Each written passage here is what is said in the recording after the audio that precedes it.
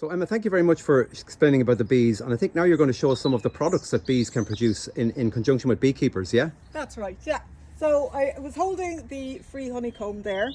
And also then this is where we have it on a frame. And I just put it in this display cabinet so you can actually see how beautiful it is. Wow. So this is with the formal frames. But you could actually just put that in and the bees would draw it out themselves to give you something like this. That's full of honey, right? Yeah. This one is full of sealed capped honey. Wow. And this was an ivy honey from late last year. Wow. So that's why I was talking about the importance of variety and of that all year round. Year. Yeah. And then we just have some little wax products. So some of these I just turned into candles. That's like your traditional skep. And other ones I didn't want to actually make them because I just thought, you know, the colour of the wax is so lovely that I wanted to just try out different shapes. So we've got very good. You know, our ladybirds and our butterflies. And this is the wax, Emma, that is literally what you are holding there. That wax there is melted down and creates this wax. Is that correct? That is it. But this one now, this white virgin wax, it hasn't been laid in. You can see it's a much lighter colour. Yes. So sometimes I would separate that out and I would keep that maybe for lip balms or for some very small things that I'm doing. Whereas the other might be a blend of a lot more wax together. But this is like, you're absolutely pristine. There's even a little bit of honey in the bottom, but we're not going to keep it like that. So I'll keep that easily if I'm going around to schools and I'll show the kids.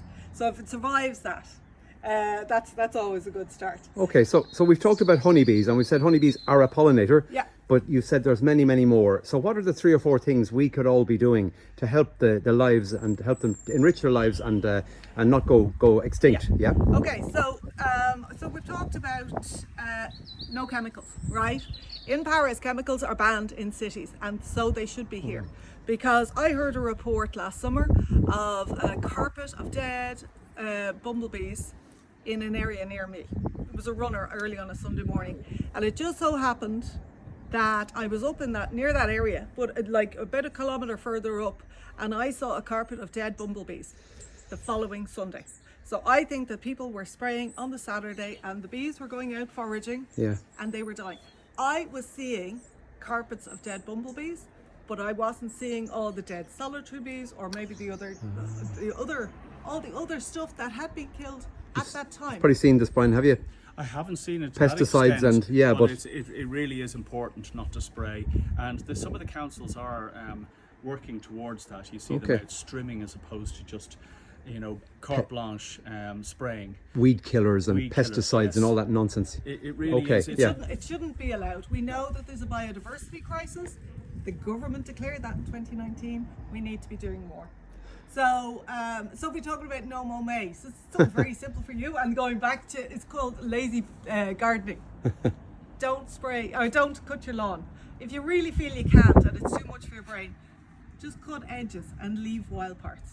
And even though we're saying we have this thing, no mow May, actually some of the best wildflowers that would come up in your garden actually come up in June.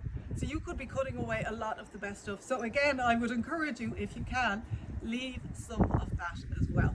Yeah, there's 2 types of meadows that we can create. There's the spring meadow, which is cut up until the end of June or the end of May, and then the regime starts then and you're able to use it for the summer. Or you have a summer meadow, which you leave altogether right through until the autumn. And you can create that. If you have a big enough garden, you could actually create a spring meadow and and a summer meadow. Interesting. And never heard of that before. Have it all cut then by the end of August. Of September, yeah. And then I would say you can do this in your front garden as well. Think about your space in a 3D type of way. That you can be planting your herbs and stuff on your garden. If you don't have a big space, if you have a balcony, you can do this too by just thinking more creatively. And I would just say about that.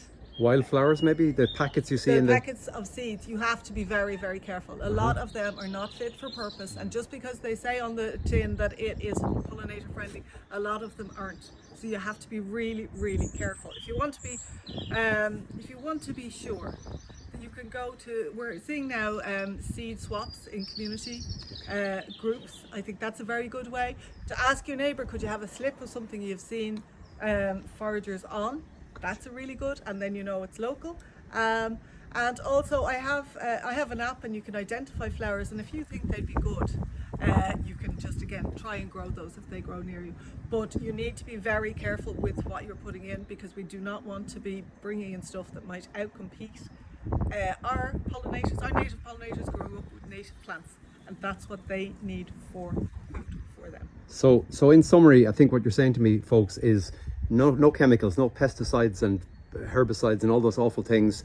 Just try and let nature take its case. If you're planting wildflower packets, be careful they're local, or get some from other gardens, get some plants. Pick out things that are pollinator friendly, like you showed us, Brian, the borage and so on, fruit, and put them in your garden rather than putting in, you know, sexy looking or glamorous looking plants for the sake of it, you know. I mean, I'm a mean gardener. I hate going into into a garden centre and spending loads of money on big shrubs. I'd much rather go and knock on somebody's door and say, when that's died down, can I dig out a few bulbs? Right. And then Brilliant. bring them into my garden. And most of what you see here in the garden here has been taken in from other people's gardens. Brilliant. And lastly, then you're saying no mow May or no mow June. Just try as long and as you can you can have long bits and short bits, as we've heard, but also you can create areas maybe for the bumblebees that you have north facing banks, so you wear a little bit of bare soil, Yes. both north side and south side, in the Brilliant. sun and out of the sun. And and then we saw further down the garden there was a collection of wood together. It's like different things like this give different Variety. pollinators habitats to live, and this is what you need to give variety to match the variety of insects we need to support. Last question, is there a website people should go to? Is there one or two websites you can think of? Is it what do you think? I would say the pollinator.ie Yes. is like one of the best in the country, and it is all science-based, and that's kind of what we want proven outcomes. And if you want to be sure what you're doing has measurable effect, you could do that. And would you have Anything else, Brian?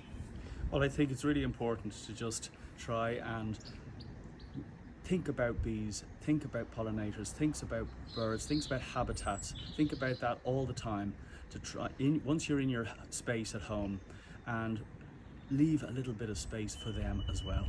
That's a great way to finish, Brian. Thank you very much for inviting us to your garden today. It's fantastic. And Emma, for all your advice and suggestions. Well done, guys, and enjoy the rest of this sunny May Day.